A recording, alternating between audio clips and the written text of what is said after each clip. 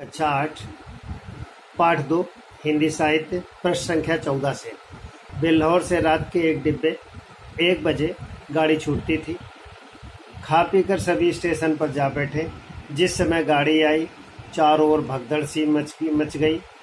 हजारों यात्री जा रहे थे। उस उतावली में मुंशी जी पहले निकल गए। पंडित जी और ठाकुर साहब साथ साथ एक डिब्बे में चढ़े। डिब्बों में जगह की बड़ी कमी थी, परंतु जिस डिब्बे में ठाकुर साहब बैठना चाहते थे उसमें केवल 4 यात्री थे। ठाकुर साहब चाहते थे कि लेटे हुए यात्री उठ जाएं तो जगह निकल आए। उन्होंने एक यात्री को डांट कर कहा, उठ बैठो जी, देखते नहीं हम लोग खड़े हैं। मुसाफिर लेटे लेटे बोला, क्यों उठ बैठे, ये थाना नहीं है, जरा जबान संभाल कर बात कीजिए। ठाकुर साहब, तुम कौन हो जी? मुसाफिर, हम वही हैं जिन पर आपने जासूसी का आरोप लगाया था और जिसके द्वार से आप नगद 25 रुपए लेकर टले थे। इतने में दूसरा लेटा हुआ यात्री ठट्ठा मारकर हंसा और बोला, और साहब मुझे क्यों नहीं उठाते? ठाकुर साहब क्रोध से लाल हो गए। सोचने लगे, अगर ये थाने में होते इनकी जबान खींच लेता। संदूक नीचे रख दो, बस थोड़ी बैठने की जगह हो जाए, उन्होंने कहा। ये सुनते ही दूसरा मुसाफिर बोला, और आप ही नीचे क्यों नहीं बैठ जाते? इसमें कौन सी हेठी हुई जाती है, यह थाना थोड़े ही है, आपके राज में फर्क पड़ जाए। ठाकुर साहब ने उसकी ओर भी ध्यान से देखकर पूछा, क्या तुम्हें भी मुझसे कोई बैर है? मैंने तुम्हारा क्या बिगाड़ा? तुम्हारी तो सूरत भी मैंने नहीं देखी। दूसरा मुसाफिर बोला, आपने मेरी सूरत न देखी होगी, पर आपके डंडे ने देखी। इस गांव के मेले में आपने मुझे कई डंडे लगाए थे। मैं चुपचाप तमाशा देख रहा था, पर आपने आकर मेरा कछुमन निकाल दिया।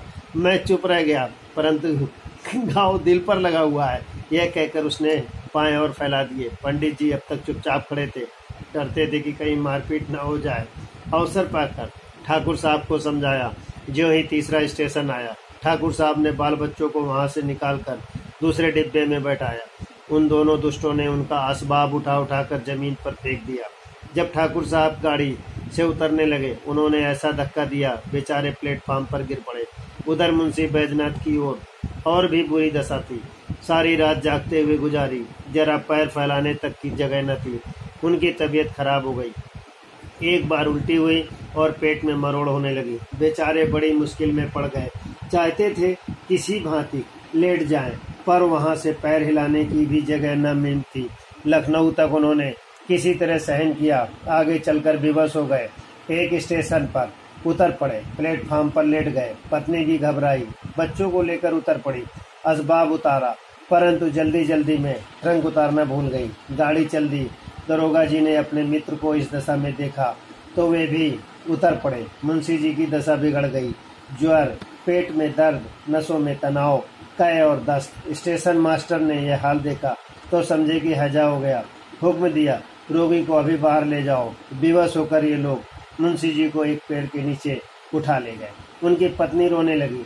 हकीम डॉक्टर की तलाश हुई। पता लगा कि डिस्ट्रिक्ट बोर्ड की तरफ से वहाँ एक छोटा सा अस्पताल है। उन लोगों की जान में जान आई। किसी से यह भी मालूम हुआ कि डॉक्टर साहब बेल्लौर के रहने वाले हैं। थोड़ा ढांढस बंधा और दरोगा जी अस्पताल दौड़े। डॉक्टर का नाम था चोखेलाल, कंपाउंडर था। लोग आदर से डॉक्टर कहा करते थे। चीख पुकार सुनकर बाहर निकल कर बोले, कौन है? बैजनाथ अचेत तो थे नहीं। डॉक्टर की आवाज़ सुनी तो पहचान गए। धीरे से बोले, अरे ये तो बेल्लौर के ही हैं, भला सा नाम है, तहसील में आया जाया करते हैं। क्यों महाशय, मुझे पहचानते हो?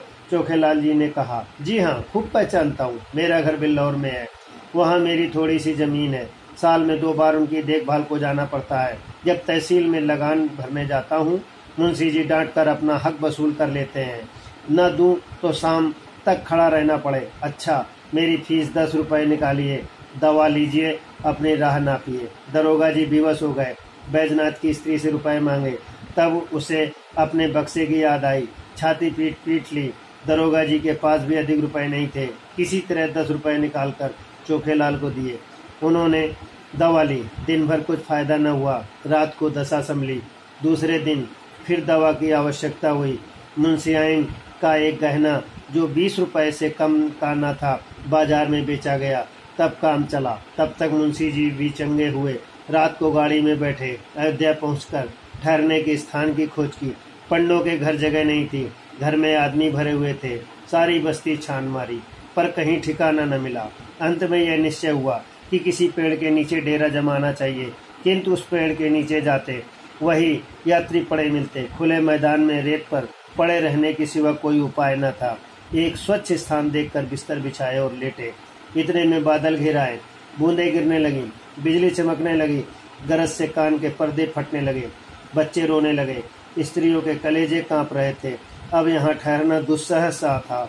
आखिर कहाँ जाए कहाँ। अकस्मात एक मनुष्य नदी की तरफ से लालटेन लिए आता हुआ दिखाई पड़ा। वह निकट पहुंच गया तो पंडित जी ने उसे देखा।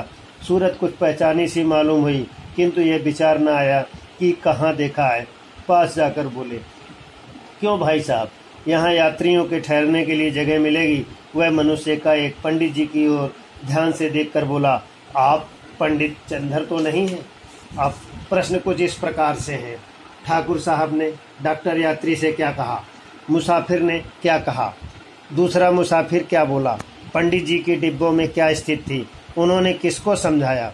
लेखक का जीवन परिचय प्रश्न संख्या 20 में लिखना भी है और याद भी करना है। नमस्ते।